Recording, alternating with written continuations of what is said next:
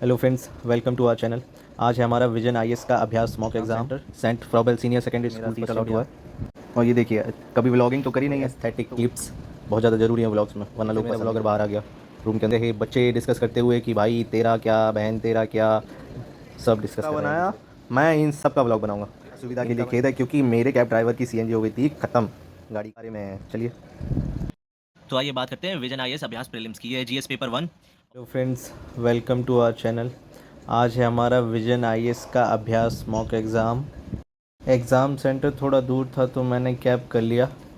पहली बार vision IAS का mock exam दे रहा हूँ जिसका नाम अभ्यास है।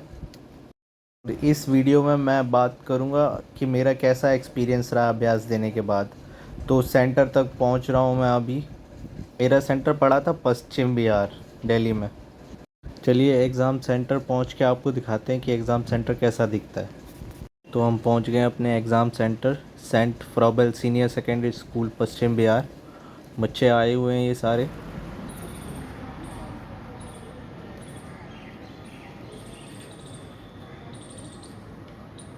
फिर अंकल ने एडमिट कार्ड और आईडी कार्ड दिखा था, फिर हम अंदर आए। आ रहा हूँ अपने क्लास में जहाँ पे मेरा सीट अलॉट हुआ है। और ये देखिए, कभी व्लॉगिंग तो करी नहीं है, तो उल्टी सीधी व्लॉगिंग जो भी हो पाए वो मैं कर रहा था। मैंने टीचर की डर की वजह से उल्टा कैमरा रख दिया। मेरे को पता भी नहीं है कि उल्टी रिकॉर्डिंग चल रही है। उसके बाद मैंने सीधा किया। उसके बाद मैंने चुपके से ये सारे वीडियोस बनाए क्लास के अंदर से, सेंटर के क्लासरूम के अंदर। देखिए व्लॉग्स के लिए कितना वो खतरा मोल लिया मैंने व्लॉग बनाने के लिए क्लासरूम के अंदर। तो GS1 पेपर हो गया है कंप्लीट। वीडियो के लास्ट में मैं आपको पेपर के साथ दिखाऊंगा कि क्वेश्चंस का क्या स्टैंडर्ड था।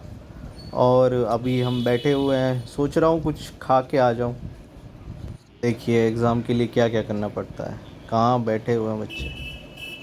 और ये थोड़े एस्थेटिक क्लिप्स बहुत ज़्यादा ज़रूरी हैं व्लॉग्स में, वरना लोग पसंद नहीं करते। सेकंड शिफ्ट शुरू हो गई, वापस से जा रहे हैं अपने अपने क्लासरूम्स में। अब GS2 का पेपर देंगे जाके। ये साथ में ऊपर देखिए किस तरीके से मैंने रिकॉर्ड किया, कितनी परेशानी से। एक भी ने देख लिया ना तो रख लेंगे फ़ोन मेरा, बोलेंगे जाइए सेंटर से बाहर, आप पहले व्लॉग बना लीजिए। तो मैं जा रहा था, मैंने फ़ोन बिल्कुल नीचे कर लिया था, जा रहा था मैं आराम से ऊपर तक। और ये विज़न आईएएस का बैनर था। चल रहे हैं थर्ड फ्लोर पे तो हमारा रूम है।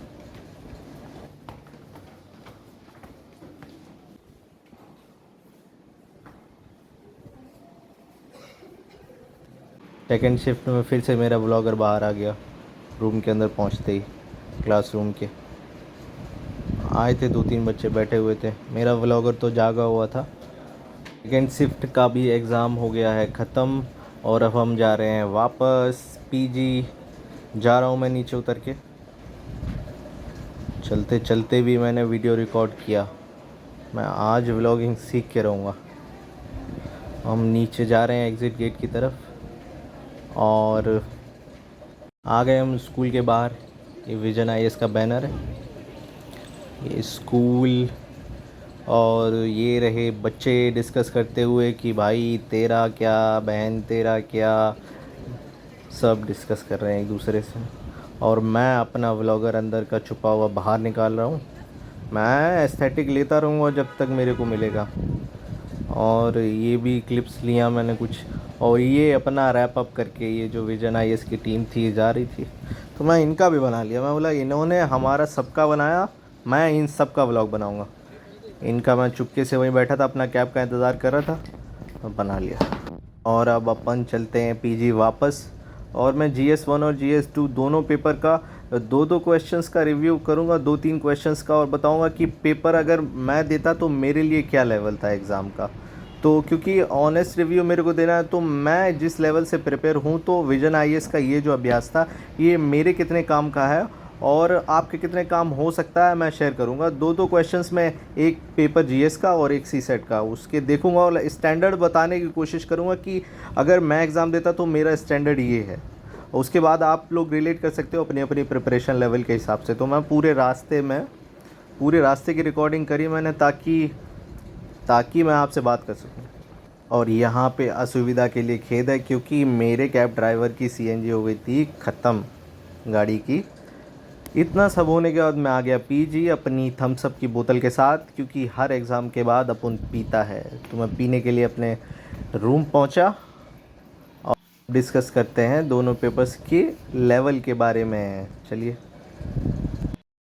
तो आइए बात करते हैं विजन आईएएस अभ्यास प्रीलिम्स की। ये है जीएस पेपर 1 और इसमें मैं कुछ 2 क्वेश्चंस देखता हूँ कि मेरे को कितना आता है, मैंने लगाया कैसे है एग्ज़ाम को। तो क्वेश्चन नंबर ये देखते हैं 11 और 12, मैंने ये दोनों ही टिक करे हुए हैं।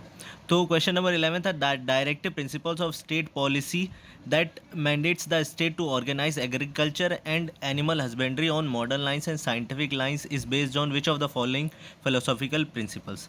देखो, एनार्किज्म हो नहीं सकता, निहिलिज्म मेरे को पता नहीं, कंजर्वेटिज्म मेरे को पता है वो बिल्कुल नहीं हो सकता, तो प्रोग्रेसिविज्म प्रोग्रेसिविज्म ये लग रहा है, क्योंकि डीपीएसपी जो है वो अगर ऑर्गेनाइज एग्रीकल्चर और animal husbandry on the modern and scientific lines की बात करते हैं, तो ऑफ कोर्स ऐसे फिलोसफिकल अगर आइडियाज़ में बात करें तो प्रोग्रेसिज्म प्रोग्रेसिविज्म हो जाएगा।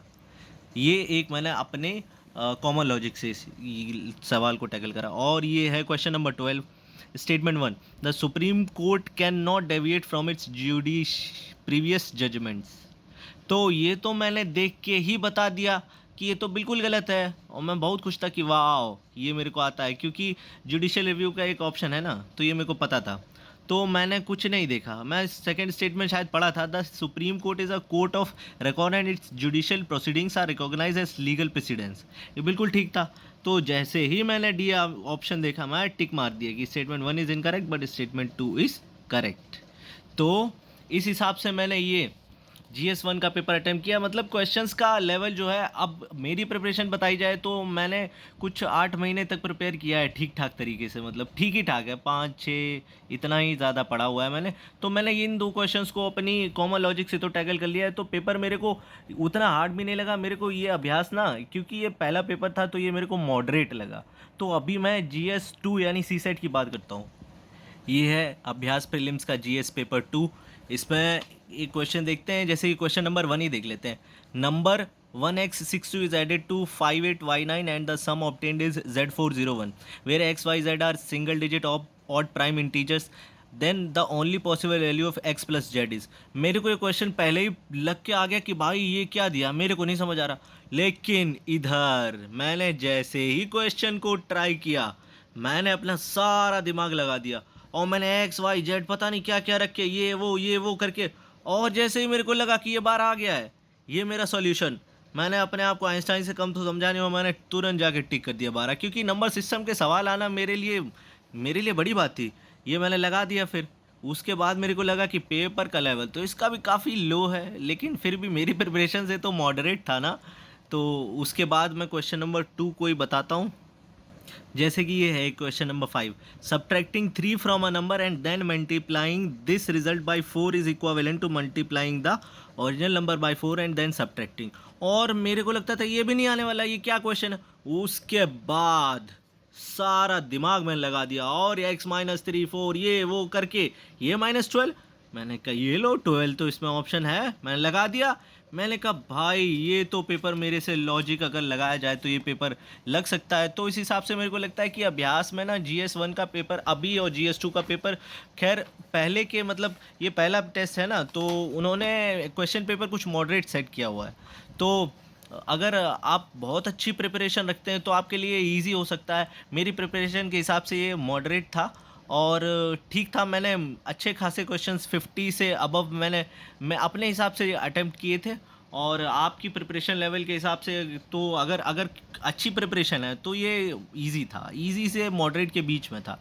और प्रिपरेशन मेरे जैसी है, कुछ 8-9 महीने आपने ठीक ठाक प्रिपेयर किया हुआ है, तो ये मॉडरेट था हमारे लिए।